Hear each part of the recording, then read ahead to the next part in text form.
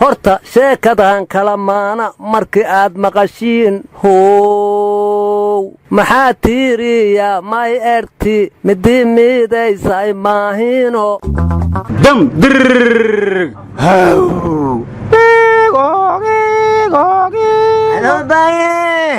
عمل كان معاش هاي انت انا اليمت انت انقذها واي ودي دار مال اركاي ميا بري كدب ابو انا تمجلها وانا اسكو يمين انقذها مودي بري نورتي باي مودي مال اركاي ميا هاي ويلكي انت هاي ويلكي hogayay beriga shacabka waa leeday walaada annaguna waa iska ilowsho dhownahay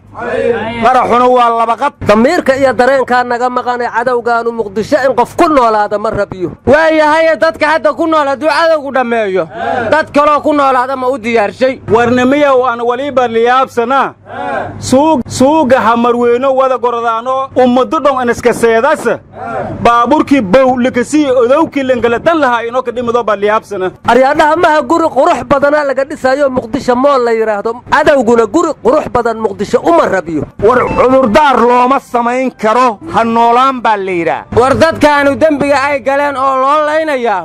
maxaad u nooshihiin weeye aryaadaha mas madaxaa laga dilaa waaye muqdishona waa madaxii soomaaliya minay muqdisho dhimatana meel kaloo noolaa karta ma jiri doonto warniyow qaraxaan midhba idinka reebeynba qaraxa muqdisho socdow waxaa macnahaagu yahay mas madaxaa laga dilaa yamyamaa mug hore yidhi baalalayda duushiyo dabka howtulhama guba daf wuxuu u leeyahay jinna doonadka ma aha war mustafa shii cilmiba mar hore wuxuu yidhi intii wax ogaata dila intii la ogaata dila intaysan ogaanin dila ogaalka laftiisa dila si aan waxba loo ogaan war dhiyow cid kastaba haddii la dilayo yaa wax idiin ogaanaya nin balaaya hagayso oo habeen hoyan waayey dhalaartina harsan waayey hantiya maalna shaqaysan وهولدين عباده ونفتيس هلاقي بل محيكسناي من نارته ويلوبي وروحاسو قوي ما هانا متكان لا حلي لا شلي له هردي ويان دير مري واكو اغانا هدير قان سو ودا هده بخول قبي نينكي سو ترشون laga rumaysayn iyo kii inta qarax wado lagu dhamaan waayay waa niman dulqaad badan hadaan la isxaqirahayn intaasan ku soo koobay ayaanan sii badin intaasan ku soo koobay ayaanan sii badin inaad dhehe ogaaye war waxaasoo murtiya xaloo dhan maa u soo jeeda horaan waxaa loo yidhi sakhiir sansaan injeedo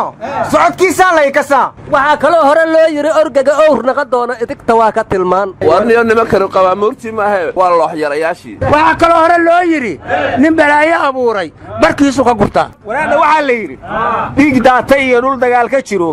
dhimashiya dadkuna dhaawac u bateen dhiggii soo harana dhiilaysan yahay dhuun shidaale iyo dheeman baa loqodi dhiirida warkaa lagu dhihi kariyo dhadhanka iyo macnuhu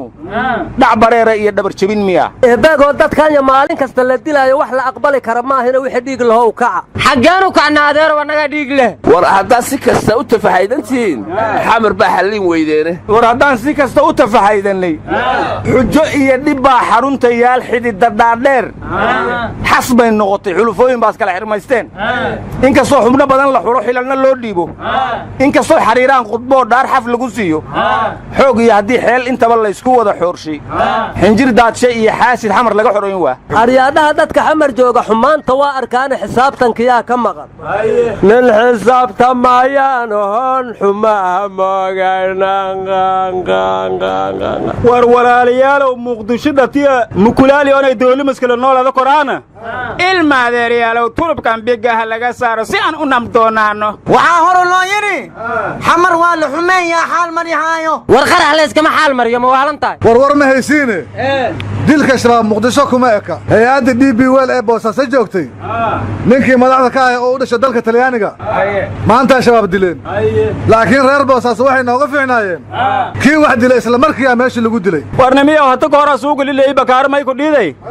lamba waldili dilaay kawaabu si kub yalisay nabado fayla la heli ama ka herigi usugahay warnimada kuwa muqdisho dadka ku laayahay dul uma baahna waxay dilaanba naftooda ka bilaabaan war gabadhi ayaan Cabdullaahi Axmed ee soo caleema saatay gudoomiyaha ururka haweenka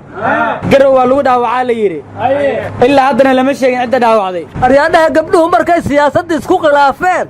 ma haddana qaarij iska dhex bilowda war ka baxa madowga oo cadaanka u booda khilaafkaasi baa ku dhex jirtaan warnimada waxaan la yaabay xalay meelo badan oo gobolada Jubbooyinka kamida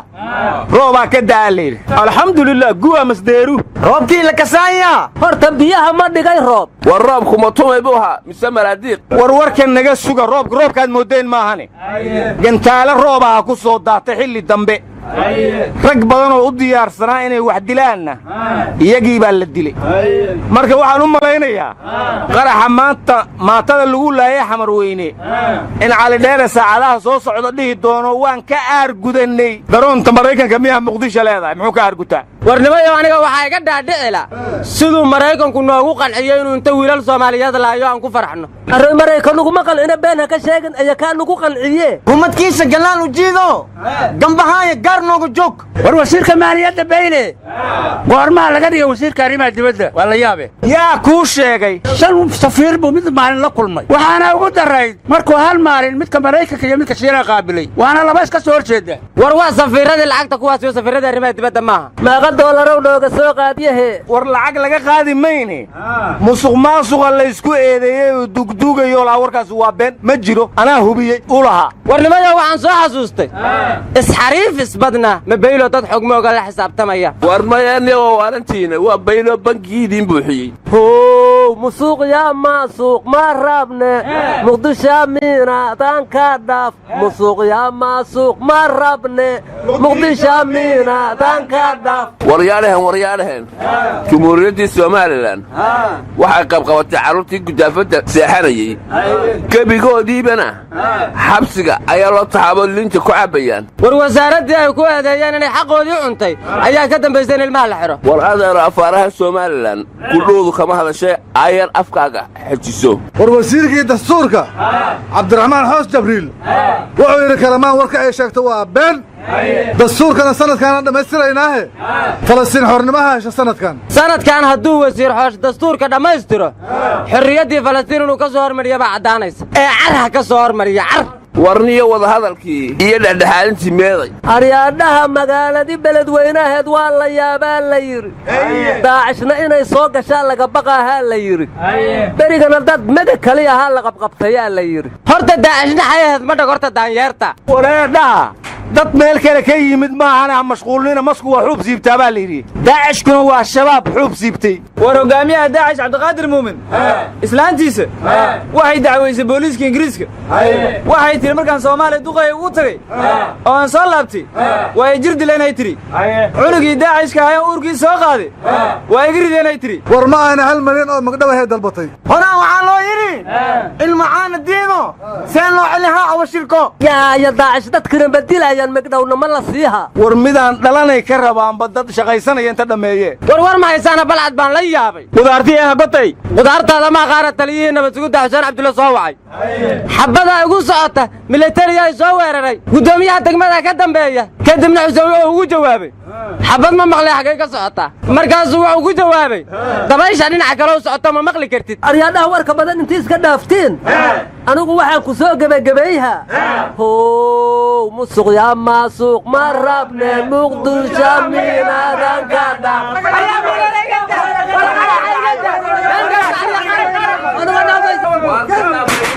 hey dilin rob ha kugu da'e